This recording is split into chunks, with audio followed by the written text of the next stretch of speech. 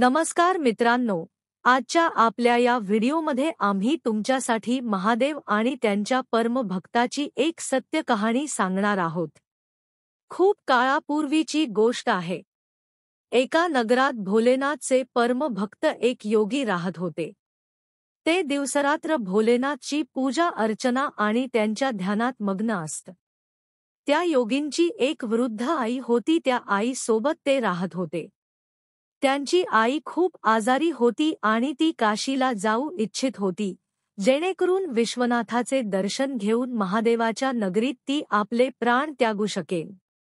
वृद्ध आईने एक दिवस आपली ही इच्छा आपल्या योगी पुत्राला सांगितली। या व्यतिरिक्त आयुष्यभर त्यांनी आपल्या मुलाकडून कधीही काहीही मागितले नव्हते।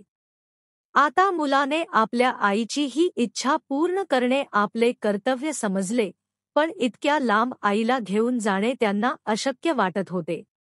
रात्रदिवस त्यांच्या कानात त्यांच्या वृद्ध आईचे शब्द फिरत होते, बेटा, मला काशीला घेऊन चल, मी वृद्ध होत आहे, मी तिथे जाऊन माझे प्राण त्याग करू इच्छिते।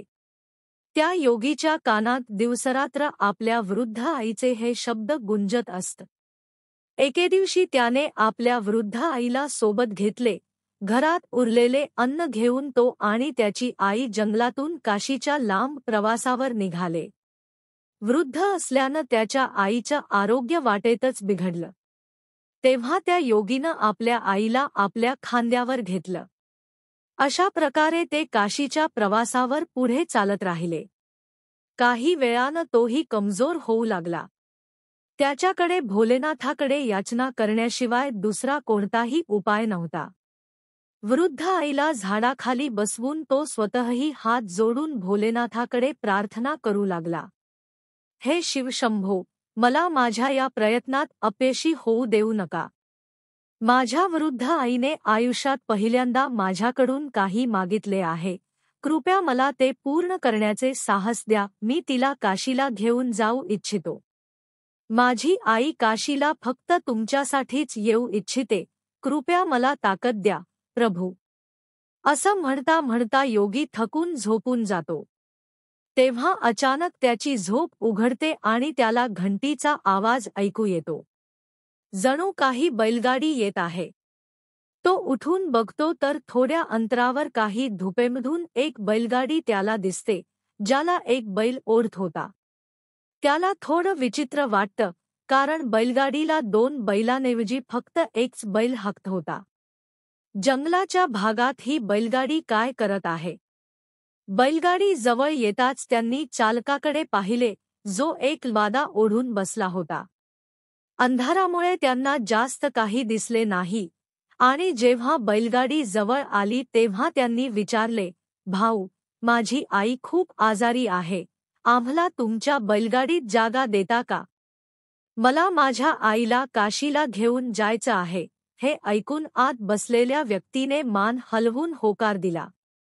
ते दोघेही बैलगाडीत बसले आणि बैलगाडी पुढे जाऊ लागली। काही वेळानंतर योगीने लक्ष दिले की जंगलाचा रस्ता असूनही ही बैलगाडी एवढ्या सहजतेने पुढे कशी चालली आहे। त्यांनी बैलगाडीच्या खाली पाहिले तर बैलगाडीचे चाके फिरतच नव्हते, ते थांबलेले होते। पण गाडी पुढे जात होती। मग त्यांनी बैलाकडे पाहिले आणि ते योगी आश्चर्यचकितच झाला। बैल बसलेला होता आणि बैलगाडी पुढे जात होती। तेव्हा त्यांनी चालकाकडे पाहिले आणि पाहिले की तिथे फक्त लादा होता, तिथे कुणीच नव्हते। तेव्हाच त्यांच्या आईने त्यांना सांगितले, बाळ, मी तिथे पोहोचले आहे, जिथे मला जायचे होते आणि पुढे कुठेही जाण्याची गरज नाही। इतके म्हणताच त्यांच्या आईने शरीर सोडले। बैलगाडी आणि चालक सर्व अदृश्य झाले। योगी समजले की हे सर्व भोलेनाथांची माया होती। ते परत आपल्या गावाकडे निघून आले। गावातील लोकांनी विचार केला, तो एवढ्या लवकर कसा परत आला? तो आपल्या आईला काशीला घेऊन गेला नाही, त्याने तिला कुठेतरी जंगलात सोडून दिले आहे। गावातील लोक त्यांना विचारू लागले, तू तर आपल्या आईला काशीला घेऊन गेला होतास, एवढ्या लवकर तिथून कसा आलास? त्या बिचारीला कुठेतरी सोडून आला आहेस का?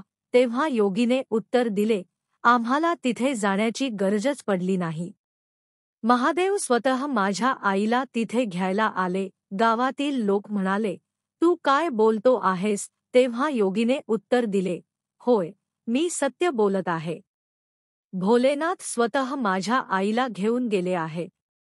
जर तुम्ही माझे म्हणणे मान्य केले तर फार छान, आणि जर नाही मानले तर तुमची मर्जी. तेव्हा गावातली लोक म्हणाले की असे म्हणतोस तर मग आम्हाला काही असे परिणाम दाखव की आम्ही तुझ्या म्हणण्यावर विश्वास ठेवू आणि ते मान्य करू. की महादेव स्वतः तुझ्या आईला घेऊन आले होते. तेव्हा योगी म्हणाला, माल माहित नाही, मी त्यांना पाहिले नाही, मला फक्त एक बादा दिसला. त्या बैलगाडीमध्ये कोणीही नव्हते. तेव्हा तेथे सगळे लोक आश्चर्यचकितच झाले, कारण ते योगी सांगता सांगता तिथून अदृश्य झाले आणि मग सगळे लोक महादेवाचा जय जयकार करू लागले.